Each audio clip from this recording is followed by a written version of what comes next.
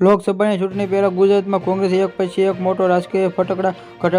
ઘટાડો શરૂ થઈ ગયો છે અને આજે સમાચાર છે કે વધુ કોંગ્રેસી દિંગ પાર્ટીનો છેડા ફાટ્યો છે અને અમદાવાદમાં ગુજરાતમાં કોંગ્રેસમાં ઓબી સેલના પ્રમુખ ઘનશ્યામભાઈ ગઢવીને પાર્ટીમાં બાય કહી દીધું છે અને ઘનશ્યામભાઈ ગઢવીને કોંગ્રેસમાંથી રાજીનામું આપી દીધું છે. આજે સાથે જે અન્ય 200થી વધુ કોંગ્રેસી કાર્યકરોને પણ પાર્ટીને છોડી દીધી છે. આ તમામ લોકો આવતીકાલથી કેસરીયા ધરાવવામાં કરાવેલી વાત પણ સામે આવી છે અને મળતી માહિતી પ્રમાણે ગુજરાતમાં કોંગ્રેસને એક પછી એક ફટકા પડી રહ્યા છે અને હાલમાં જ પાર્ટીના દિંગ નેતાઓના ગણાતા સિદ્ધ ચાવડા સહિત કેટલાક નેતાઓ પાર્ટી બાય કહી ચૂક્યા છે અને સંગઠન માલતા નેતાઓ માટે પાર્ટીને છોડવા માટે